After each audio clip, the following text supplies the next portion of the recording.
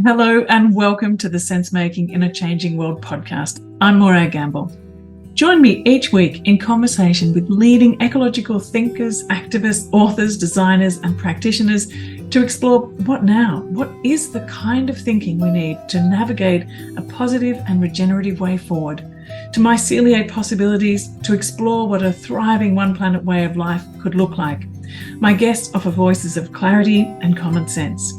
In this episode of Sense Making in a Changing World, I am speaking with the inspirational permaculture author and market gardener, Perrine Hervé-Gruyer. When Perrine turned 30, she radically changed lanes from a career as an international lawyer and working with the High Commissioner for Refugees to becoming a small-scale farmer using permaculture and bio-intensive methods at Bec-Helwen Farm in Normandy.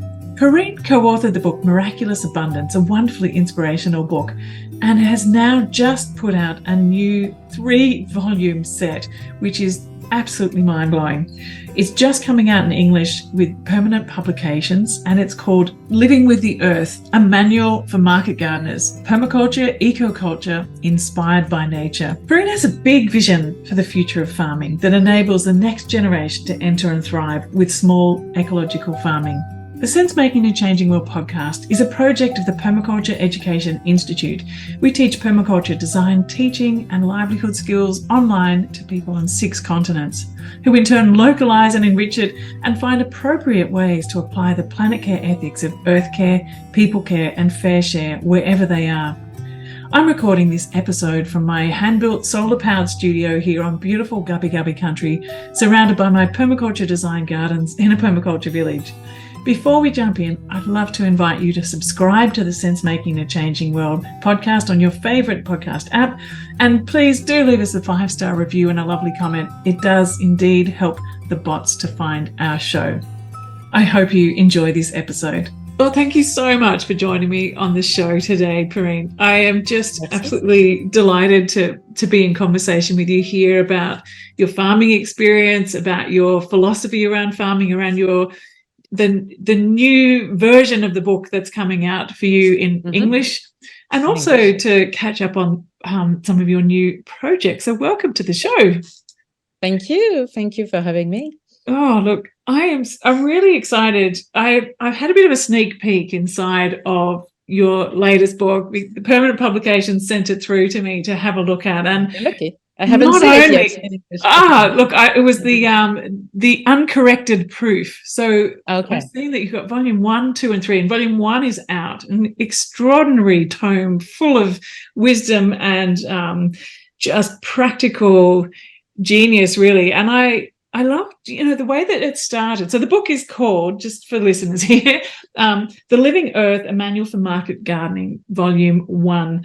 And this came out in French first, and so Permanent Publications is basically working with you to translate this into English, which is a magnificent gift. Was the original one in 3 volumes too, or was that just a... Yeah, there are 3 volumes, and in French they were released all at once, but in English they found out that it might be better to release them one after the other.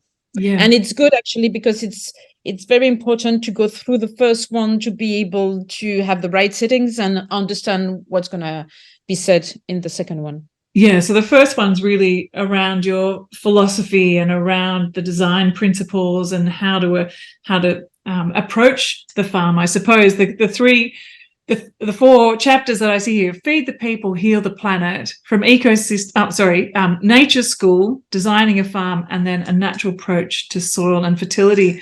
And I wanted to come to that very first chapter about feeding people and healing the planet, because that, to me, feels like at the heart of this, that you came to farming as a way to approach the very big issues that we're facing in society. I read that you were an international lawyer, turned long time ago, with multinational companies and doing the high flying life, and you landed in this world of reconstructing what peasant farming looked like in the 21st century.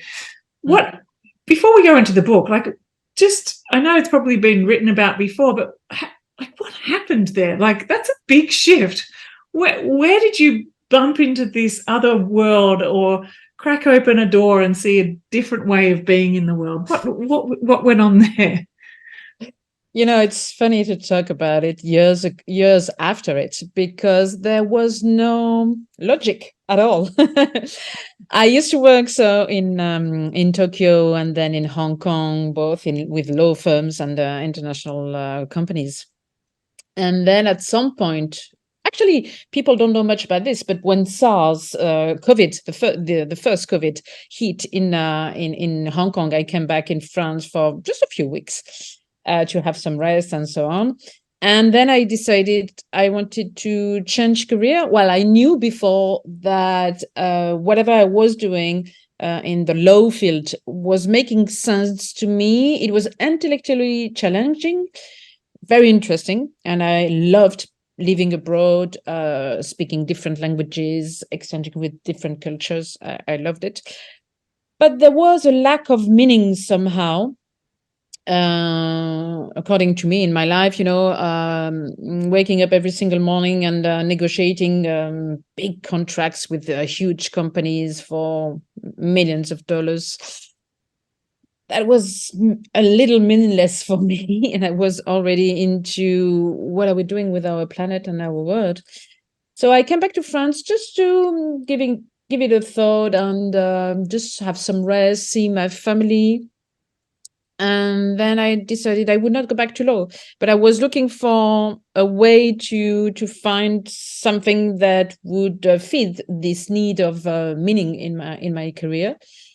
And then I met Charles. We got married, so I had no choice but to stay in France. So I had to reimagine completely what my life would be in France. And he had a little house in the country, 1 hour and a half drive away from Paris. And we decided we wanted to set in this little house, which was not a farm. It was just a thatch roof house. And we wanted to reimagine our lives. We didn't know exactly what we would be doing to make a living, but it was pretty clear for us that it was the right time to make a change. And then we started to grow our own food for the family we were creating, for the children, and so on. And step by step, he said, "Well, I'd like to become a farmer. I've always loved or dreamt of being a farmer. And I would like to give it a try." I said, "Okay, go ahead. I'm not going to do that." To me, farming was the shortcut. My personal shortcut to farming was I would be selling vegetables, and I had no idea what I would do with my life just selling vegetables, and I was not feeling happy about it. But then he started working on the farm. We managed to buy some land around the house, and we were very lucky actually at that time to be able to buy enough land to start farming. And then step by step, I gave him a hand, and you know the story. You start with the finger, and then you get fully involved. That's how we started. We started organic from day one. There was no question whatsoever. What we were doing in our own garden for the family, for the children, we wanted our customers to know that it was exactly the same. It was clean. And that's how we started, with a lot of naiveness. We were so naive, so idealistic. We thought that we could grow things in summer and then do something else in winter. But then very, very, very soon, very early in the story, the customers came to us and they were looking desperately for organic products, because at that time, we're talking 18 years ago, so it's a long time.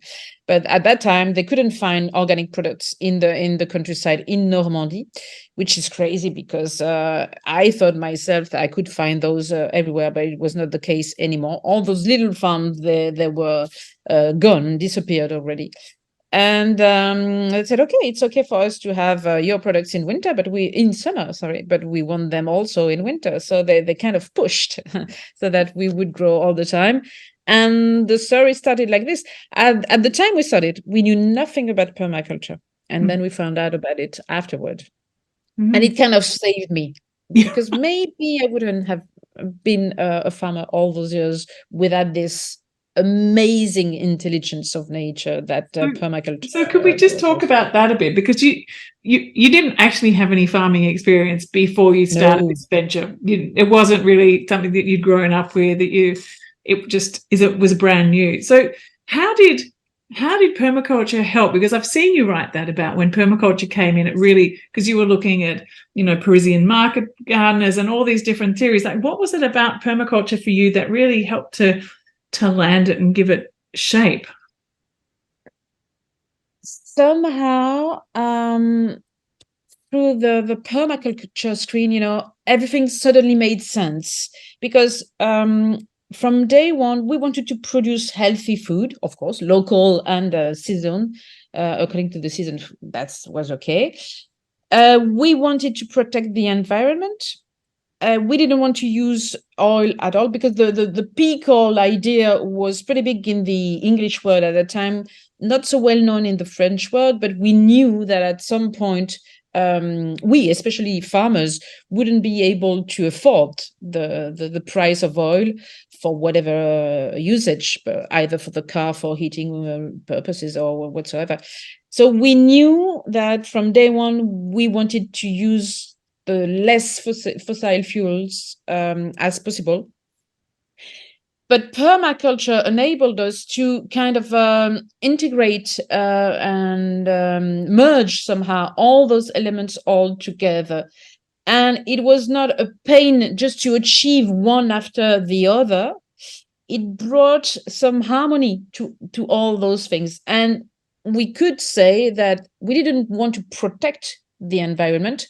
We were proud enough to say that we wanted to create proper environments. So, and actually we created some soil and so on, but we had no clue at all of, well, maybe some clues according to what you learn in school and stuff, but what was an ecosystem really? How did it work? How could we mimic the ecosystems on the farm to be able to produce as much as possible and the proper way possible, in order not to offense or not to harm Mother Nature? And permaculture really brought this intelligence. It was so smart. It seemed so logical. It really struck me.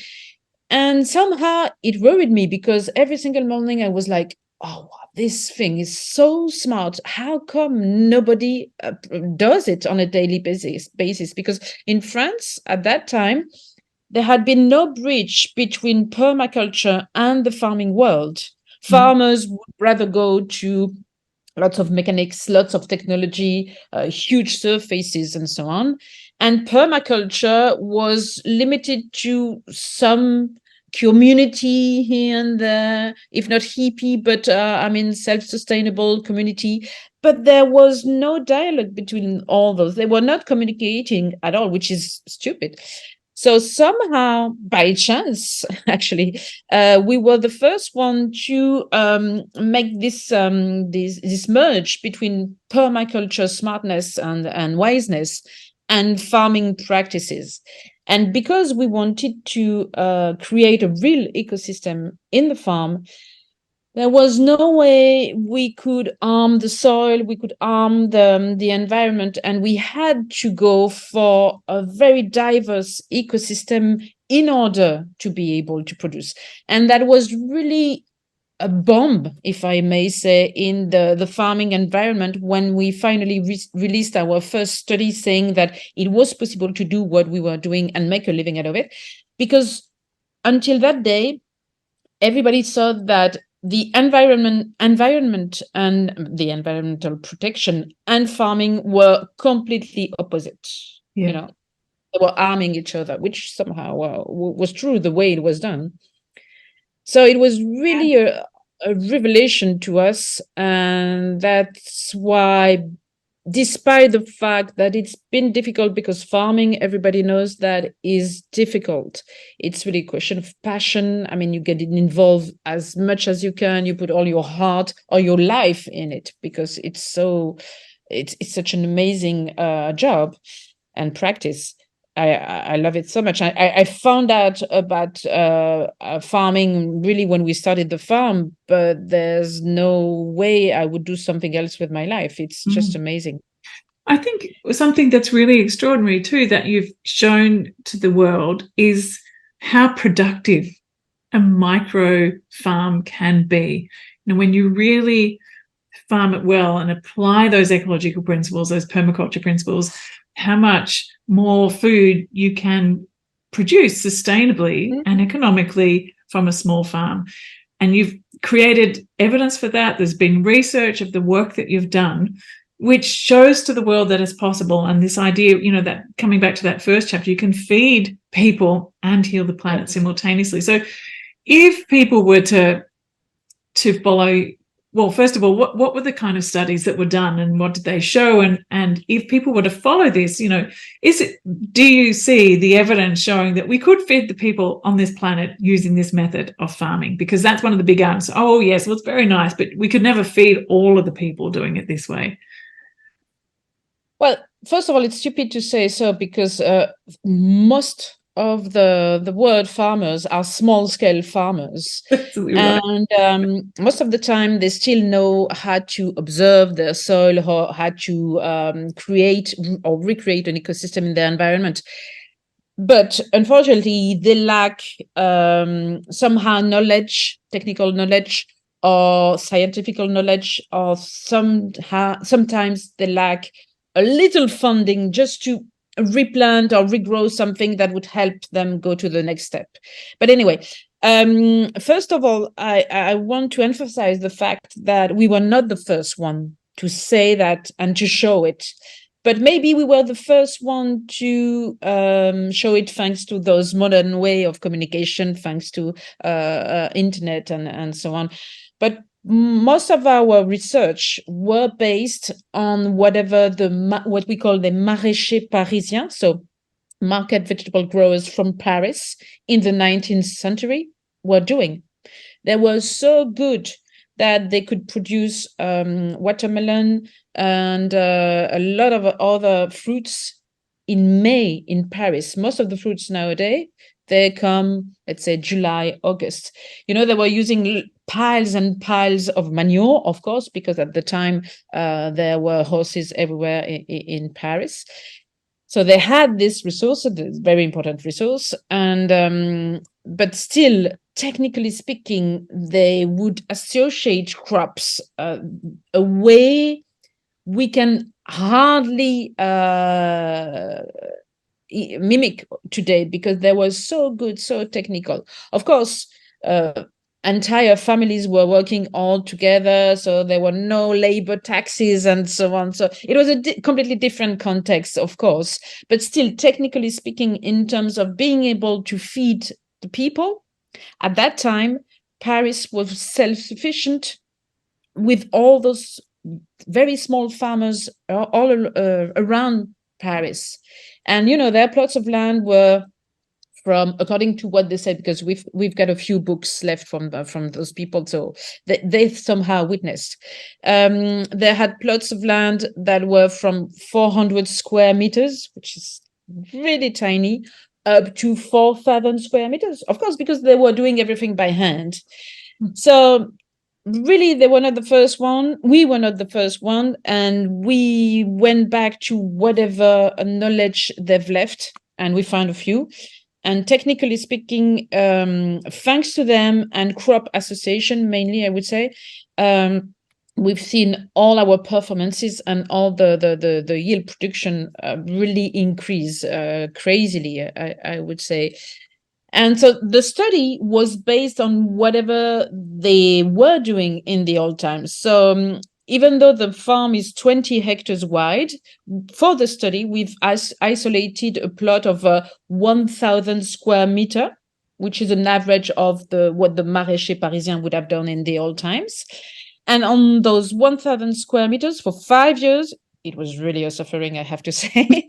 For 5 years, we had to write down every single thing we were doing, if we were weeding, if we were watering, if we were harvesting, how long would it take, how much would we harvest, how much would we weed, etc., and so on.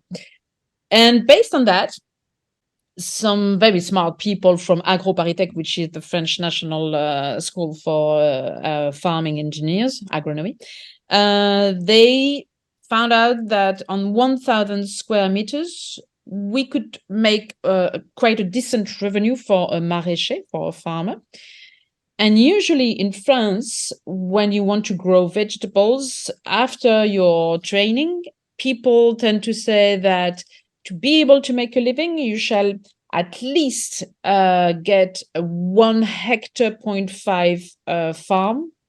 Otherwise, you're not going to make it. So we were saying that on tenths, more than tenths less than what is usually recommended, we could make a living. Of course, all the conditions were different because 1,000 square meters, you cannot grow everything. You're not going to grow potatoes and onions, but who cares? I mean, the neighbor could do it, and you could preserve the 1,000 hectares for small herbs, tomatoes, high value vegetables, and so on. And it is possible to feed the people with that. So this 1,000 plot was completely dedicated to the study, but we've been growing crops according to the years, but from the beginning up until the end, we were growing from 7,000 square meters at first when we didn't know about permaculture. Every single time we were doing something, we thought, wow, we'll have to get bigger to produce more. And when we found out about permaculture, years after years, we reduced the surfaces because we found that we could be far more intensive on small spaces and far more efficient than if you were growing wider. Because if you grow right, well, at some point you're completely overwhelmed by the weeds, by the work. It's lots of energy. We do everything by hand. So we found out that at the end, starting from 7,000 square meters, only, let's say, 2,500 square meters were far enough. See?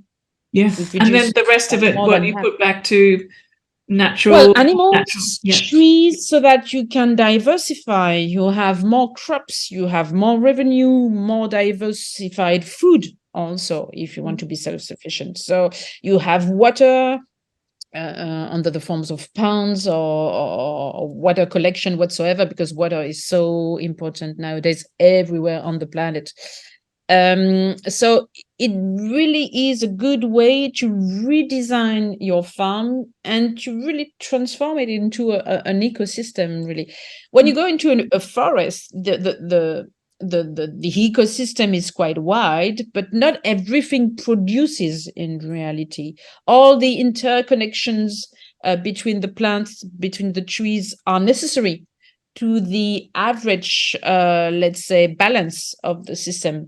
But not everything is immediately producing a yield or eventually a revenue. And it's exactly the same for the farm.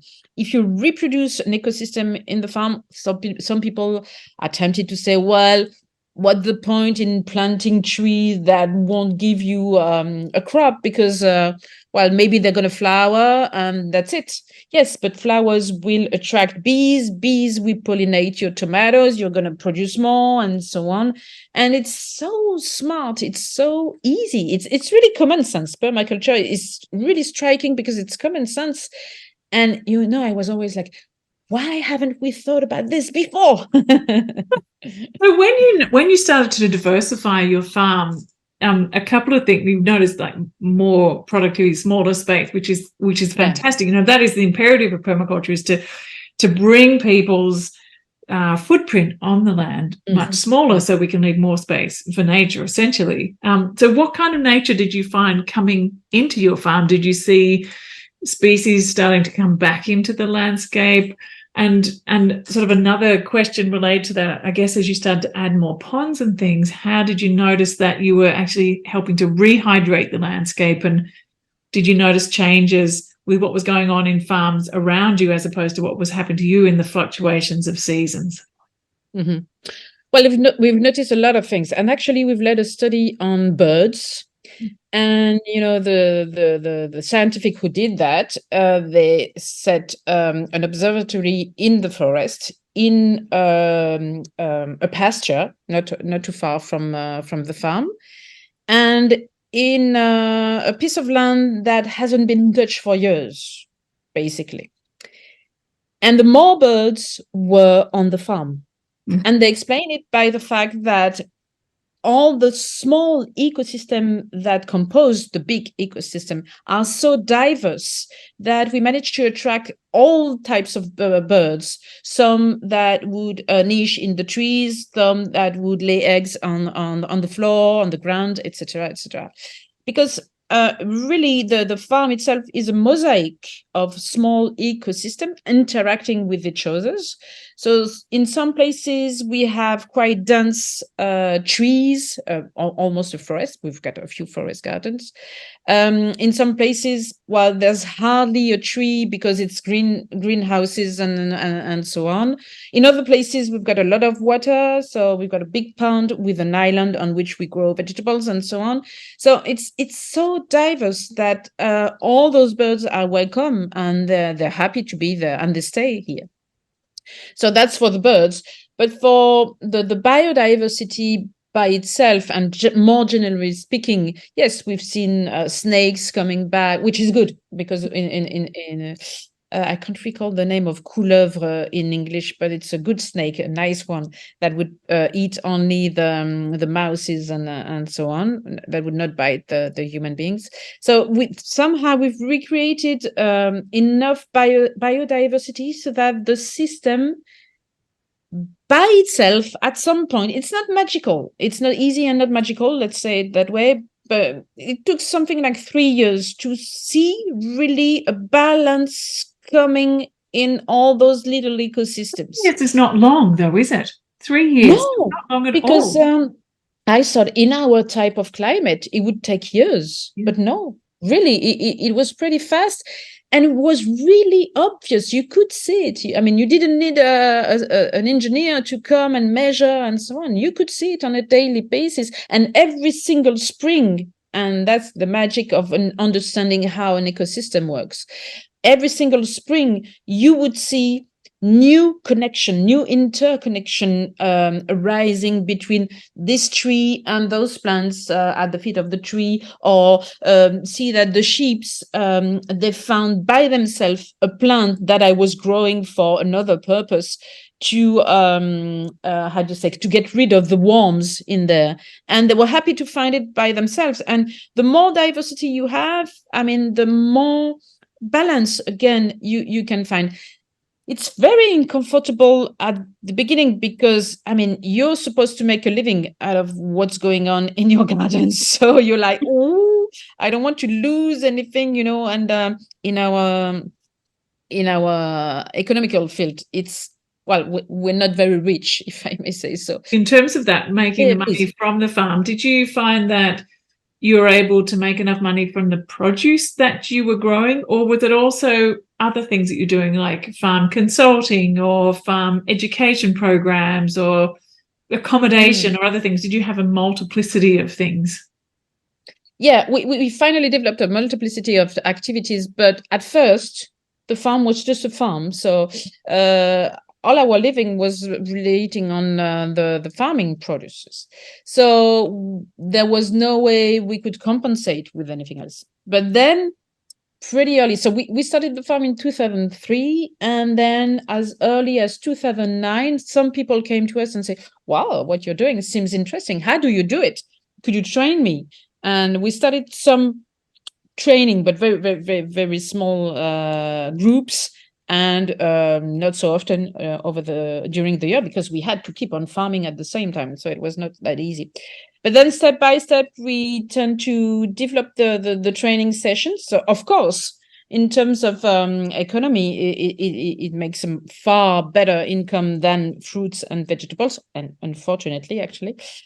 But still, the farm was supposed to pay for all its expenses, all its salaries, because, you know, in France, you cannot mix farming produces with more business-related produces. It's highly regulated that you cannot mix. So that way, somehow, we've managed to prove that it was doable only based on the farm activities. And again, in France, you cannot shelter the consulting or the training or whatsoever on the farming activity. It has to be. It's a way. It's good somehow. It's a way to protect this type of activity, because the tax regime is not the same and so on. So what paperwork is always a pain in the in France, but for that purpose, it was good to be able to show the people that the farm by itself was capable of making its own money, basically.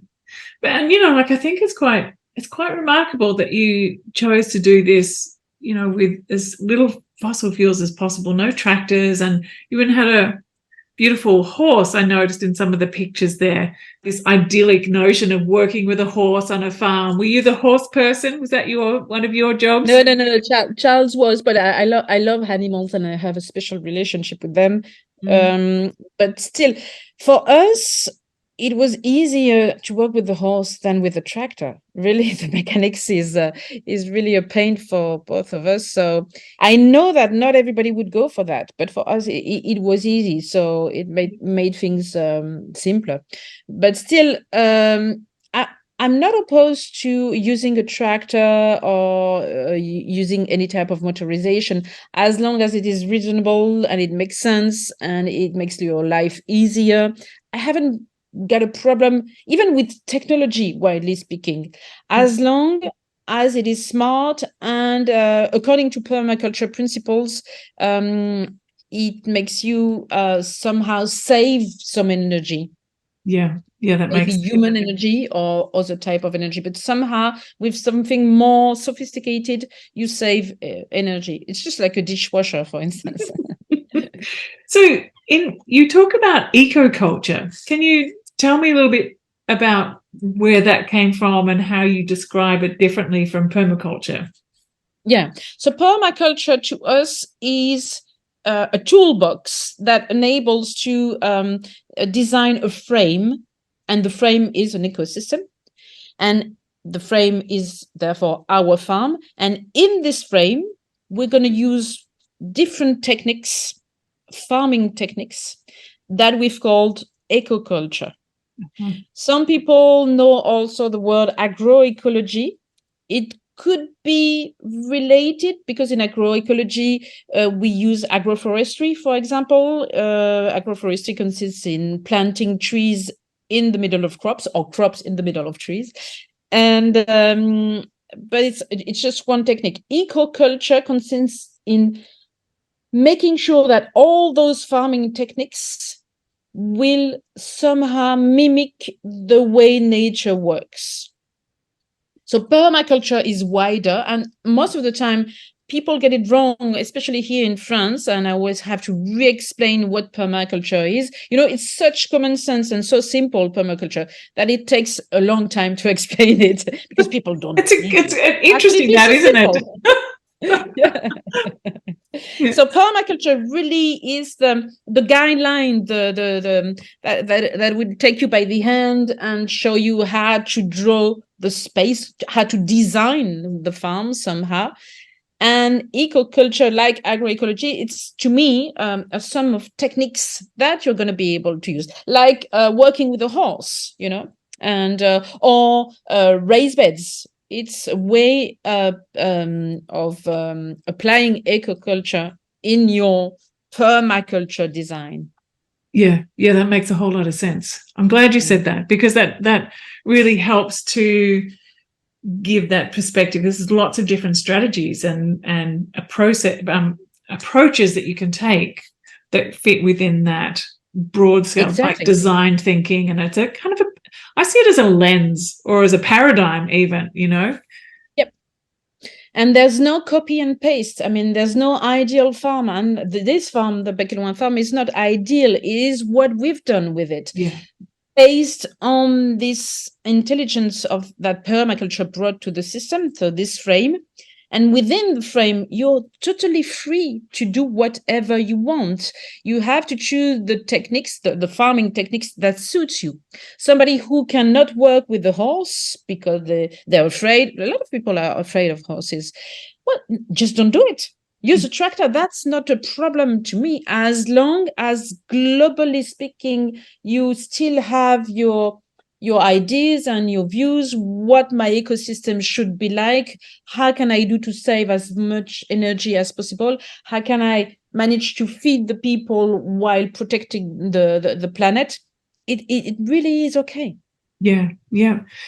So what do you see now as being the current situation with permaculture in France? Do you see that it's actually rippling out? Is it myceliating further? Is it becoming more well known across the board, Yeah. outside of community gardens, for example?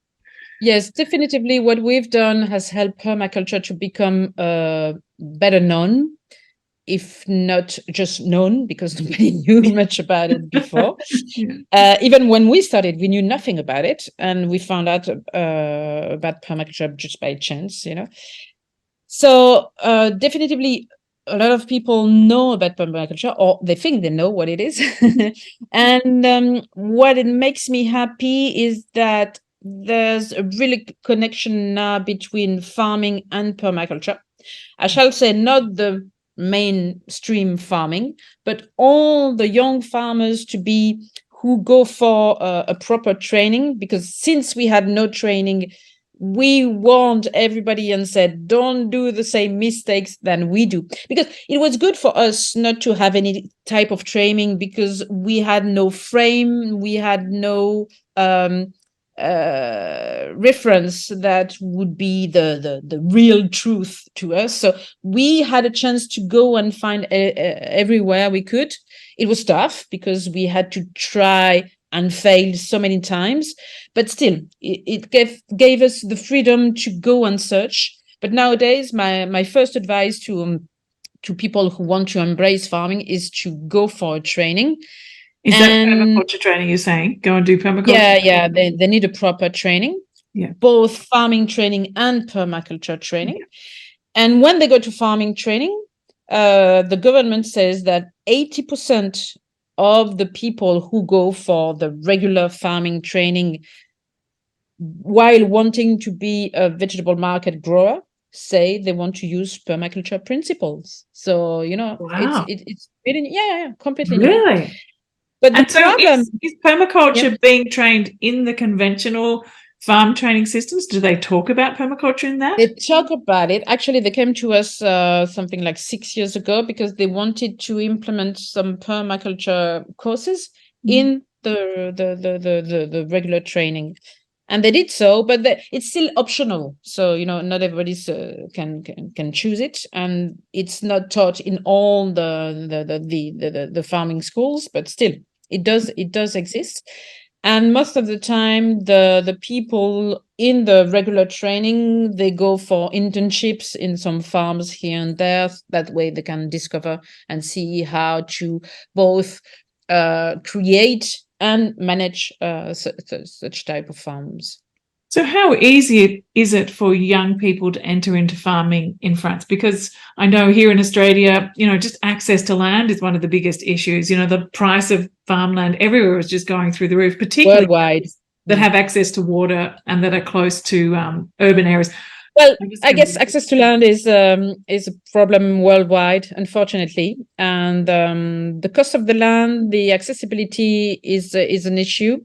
So it's still not easy, but at the same time, by 2030 in France, almost half of the farmers will retire. So we're going to lose half of the farming population in the 7 coming years. By definition, some farms will be available, but the problem is that this availability shall be monitored quite closely, because most of the time what happens is that the big investors, I wouldn't say big farmers because they're not farmers anymore, but people who invest in farming land and in farming as a business, pure business, they tend to buy those lands and get bigger and bigger and bigger for no reason, no purpose, because those people, they're not farmers, they don't know their land anymore. And just install farm managers as opposed to being on the land. Exactly. So how many do you know the stats of how many people who are living on the farm still farming in France as opposed to the company owned corporate farms? Do you have any figures on what that is? Yeah, it's far more traditional than it is in Australia here, fortunately, because first of all, the territory is not so wide, and we still have some small villages here and there. So it makes it okay for somebody to remain at the farm. And the classical model of the farmer living on the farm is still there. Mm-hmm. And despite the fact that the big investors would buy and would take over and buy the land, there are still farmers living in the farms. They just don't own the farm. They just farm as an employee. So it's really the mainstream model. So I don't know about the figures, but I would say it's 80% of the cases. But again, everything is different. I mean, the way that the land is organized, the way that the city and the people, the places where the people live, everything is completely different. So I don't think we could compare. No, it's quite a different layout.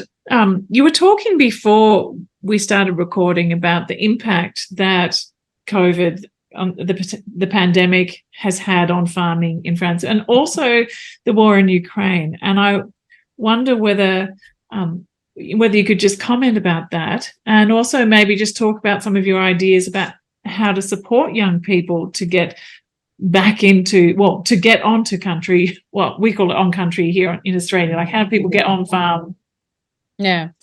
So the problem we're facing now, actually we're facing many problems, but the thing is that during COVID, during lockdown, a lot of people were scared that, we had to sign a document to be able to get out of the house and go for some groceries and stuff. So a lot of people came to the farms, globally speaking, not our farm, but all farms, especially farms who were growing vegetables, but they will also look for meat, cheese, and whatever. People felt like they were in a war situation somehow. And it was very somehow funny and interesting to see how scared they were coming to us, how anxious. So during lockdown, which was in France from March 2020 to middle of May 2020, lots of new customers came. So we all the farmers were like, yes, people finally understood.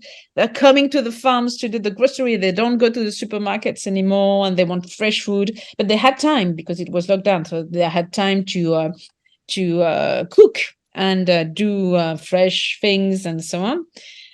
And so we started to sow a lot because we were like, well, in summer we're going to need a lot of tomatoes and so on.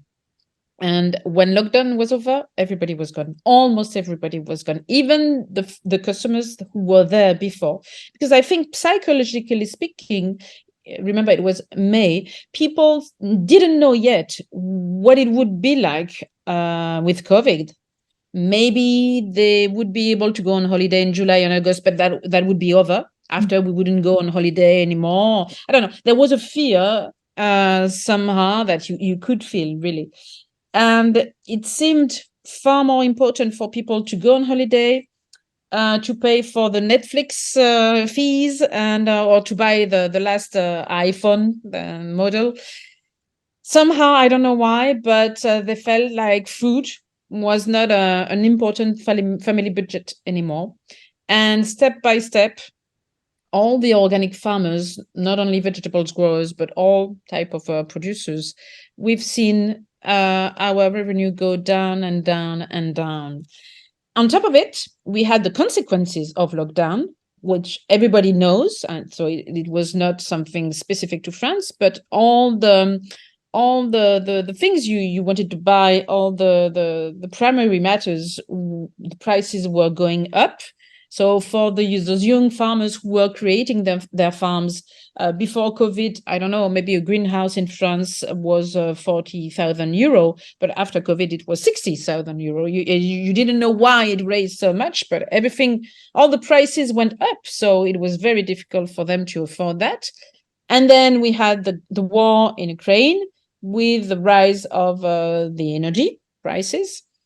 And there was a mix of many circumstances and reasons that made the organic market go down and down and down. And the fact is that all those young farmers who started their small scale farm like we've been doing and like we've been talking about for years, well, it was very difficult for them, and it's still extremely difficult for them. Not because they cannot produce, because they know how to produce.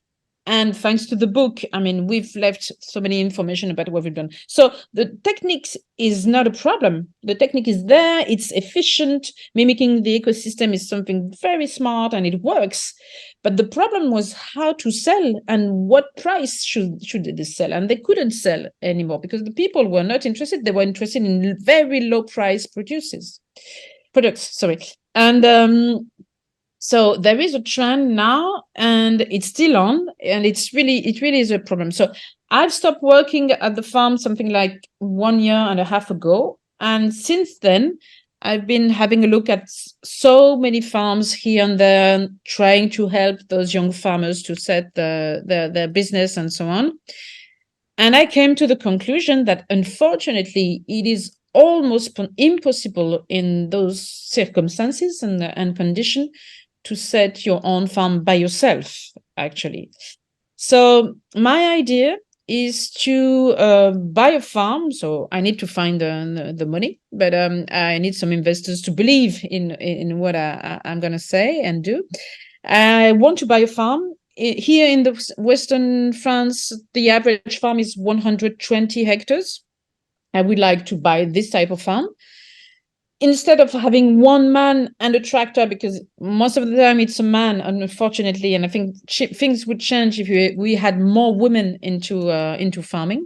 So one man and a tractor, and I would like, instead of that, having, let's say, 7 or 8 producers, 8 farmers that would fulfill all the needs of a human being. One would produce vegetable, the other one eggs, the other one chicken, the other one cheese, the other one fruits, the other one herbs, the other one honey. We could have what we call a paysan boulanger, which is a farmer who grows its own wheat, make the flour, and bake the bread. Mm-hmm. And with that, we could even have a supermarket. I don't like the word, but a supermarket on site on the farm. And people from the next town or village would come and do their groceries at the farm. And that is good for the consumers, but it's also good for the farmers, because if you are 8 instead of 1, you can have weekends, you can go on holiday. Every single time you need a hand, I don't know, to do something, to weight something very heavy, or to move something, or to do whatever, it's always easier when you're 2 instead of 1. So you could give a hand to your neighbor somehow, and also you would mutualize a lot of expenses. The internet, for example, for the internet connection, well, the internet fees, of course, it's far cheaper if you share by 8 than if you pay by yourself. Same things for the accountant fees. Same thing for the insurance and so on, And I guess also from one can be, waste from one becomes the food for the other, or if you need to import that's exactly anything. it. Yeah. And I was about to say that in terms of pure farming, then you would have far more connections between one producers to another. Let's say that the guy who makes the cheese, either it's from goat or cows, whatever, while the manure could go and feed the vegetables. The vegetable producer could give all the leftovers to the cows or the goats or even the chicken that would lay eggs and so on. And we would make sure as much as possible that all the internal services would be rendered, not only by the ecosystem, but also by the different production sites, And so I want to start this, set it as a pilot project, study it, because there are a lot of issues, especially in French law. What would be the best legal status of the farm to be able to share all this? Because I would like also, I don't know how to say that in English, but to create a bank for working hours. If I help you for 1 hour, then you owe me another hour, but I'm not going to pay for that. We will exchange it later. Or if this week I work at the farm shop, and I will sell the products for everybody for an hour, I put it on the list, and then I'm supposed to be given an hour of work from somebody else, and so on and so on. So it's completely new type of organization. Well, new and not new at all, because cooperative system, we've been knowing them for years and years.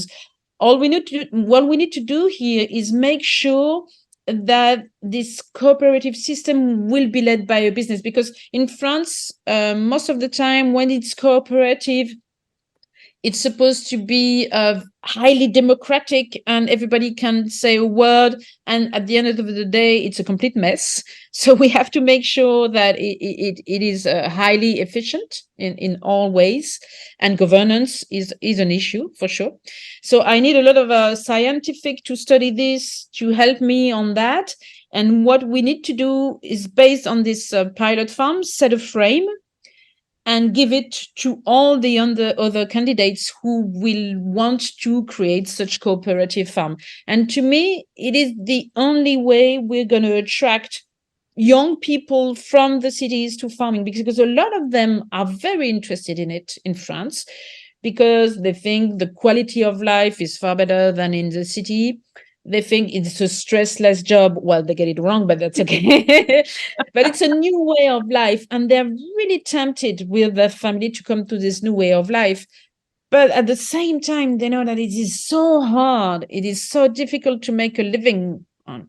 So they, they hesitate, and most of the time they don't go for it. So in terms of coming into something like this, then if you buy the land, so those who join the cooperative, do they have any equity in the land, or is it that you own it and they lease it? Or how do you imagine that side of things? That's a big question. In my opinion, they shall own their own share. Otherwise, they won't say. Because we have the problem already in France. We've got some organization who buy farming land and they rent it. So a lot of citizens buy a share.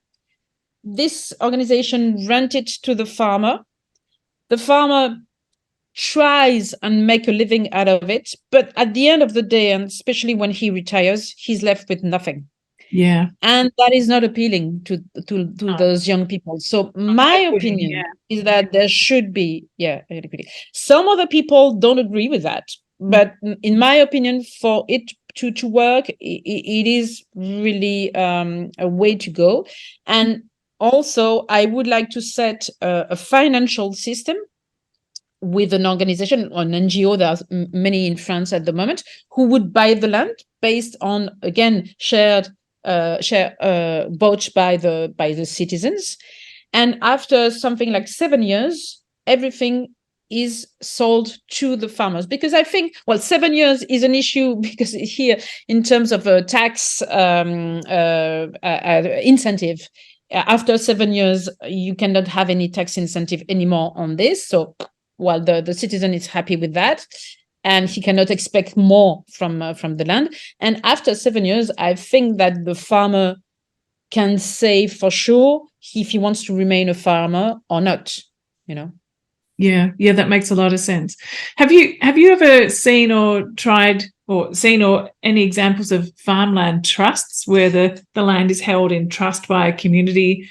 I guess it's that kind of thing where, the farmers then lease it. There's not as much, I guess, connection with the land or deeper commitment to it, or so interesting. That's it. I was always thinking that might be a way that young farmers would be able to find a foot in, because to actually buy a piece of land and then to serve as a mortgage once they're so I like this idea of that you're talking about. There's these different steps. You come in for 7 years and then it gets transferred. That makes a whole lot of sense. But what that legal structure is first and then second needs quite a bit of working out, doesn't it? And I think we really need to reimagine farming is and how we get new people into farming. We need to rethink farming organization, farming technology, farming viability in terms of human beings. We know a little bit of all this. I don't think we are reinventing something completely new, because a lot of people have been doing so many smart things in the old times. But at this point, I think we have to recreate an ecosystem of all those good ideas and set something that will fit all the issues we are facing at the moment. And I'm 100% certain that this could work. Yeah. Really. So this is what you're paying attention to now. This is what your now I'm focusing passion and on purpose is to help the 100%. next I need to get the generation. money. Yeah.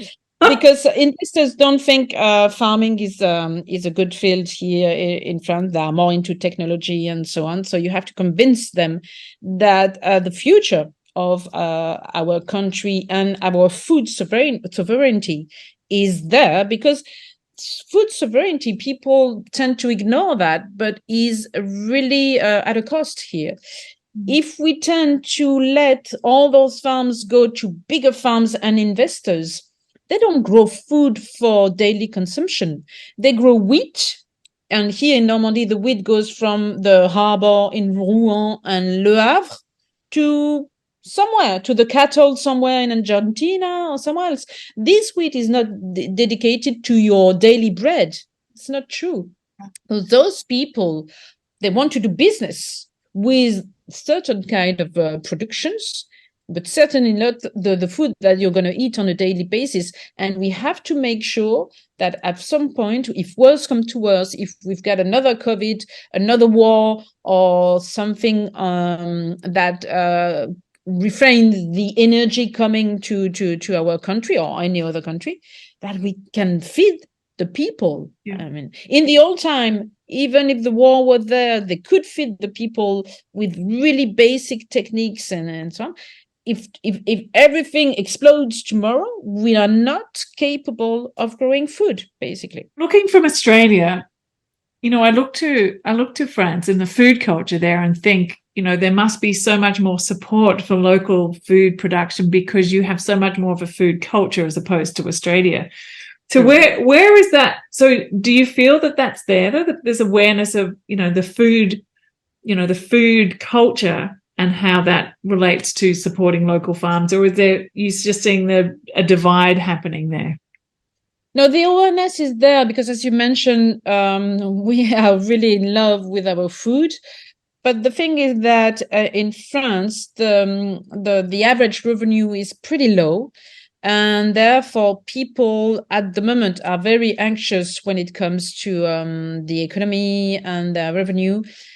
Even though the economical situation is not so bad, despite whatever a lot of people might say, but still, it's very scarce. So again, a family budget will be really, let's say, focusing for something like from 16 to 20% on food, which is a lot, which is still good. But at the same time, families with low revenue, they will still spend 16% of the budget in food, but very low price and low quality food. So food is still something important in France. But again, in 2023, we are not protected from a lack in production, not because we don't know how to produce again, but the way the food is sold and distributed is so crazy and doesn't make sense at all. No, it doesn't at all. So if young farmers in France are listening to this and they'd like to get in touch with you to talk more about future of young farmers, is that LinkedIn is probably the best way or something? Yeah. I do spend a lot of time trying to give some advice or at least exchange a few words with the people who want, because I feel like it's our duty somehow to try and help everybody in that field. And my dream is to have, the country covered with a small scale farm or cooperative farms, just like in the old times, and get rid of those stupid supermarkets. It's not the supermarket that are stupid. It's the way the people put product that doesn't make sense in there. So I love that vision. And, I can imagine once you start it and show how it's possible, that there's another world possible. And I think that's kind of what you've been showing through your farming experience all the way along, that there is another way that really does work. And it does work, and we know it because people have done it in the past, and we are somehow reimagining, but not so much reinventing. And with a little innovation, you can change things drastically, really. Yeah, and also getting the documentation and the research. I mean, as you said, it was quite a task to do that, but the effort that you put into doing that, you now have that evidence that you can go to government or you go to different organizations and actually help to create political change in that way. And I love that about what you're doing as well, that you are working in multiple scales simultaneously to create that cultural and political shift that's needed to change the food system. And actually, a lot of young farmers today do the same. They tend to do from day one to maybe not advertise, but actually document, and they write everything they can. Everything they observe, they put it on paper and so on, which is good because we need knowledge from the field.